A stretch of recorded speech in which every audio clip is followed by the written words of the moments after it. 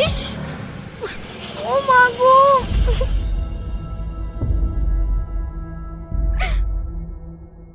ওঠো ওঠো, তোমার লাগেনি তো?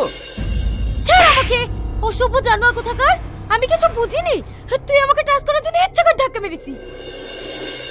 না না, তুমি আমাকে ভুল ভাবছো, আমি তোমাকে ইচ্ছে করে ফেলিনি।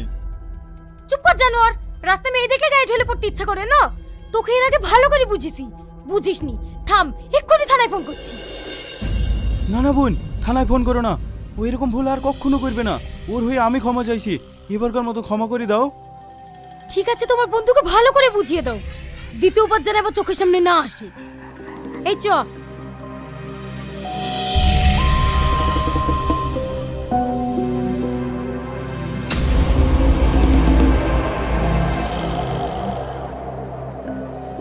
দেখ ভাই, ভালোই ভালো বলছি, তুই এই মেয়েটাকে ছেড়ে দে, পরে কিন্তু বিপদে পড়বি। না ভাই, ওকে আমি খুব ভালোবাসি, ওকে ছাড়া আমি বাঁচবো না। দেখ ছুড়া, ও ছাড়া পৃথিবীতে অন্য কোনো মেয়ে নাই, সব সময় ওর পিছনে পড়ে থাকিস।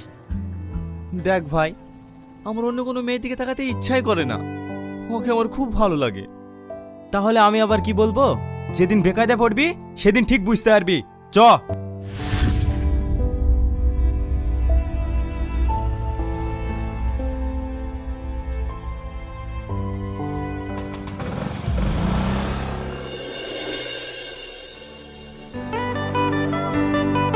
এই, আজকে মনে হয় এডুকেশন ক্লাসটা হবে না।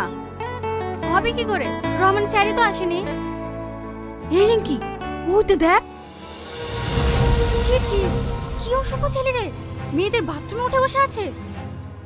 এই চ, হেড স্যারকে বলে কি।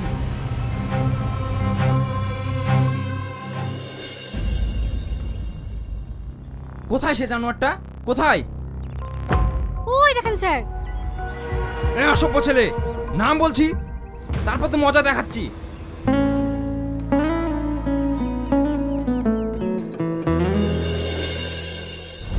কি হলো, কথা কানে যাচ্ছে না?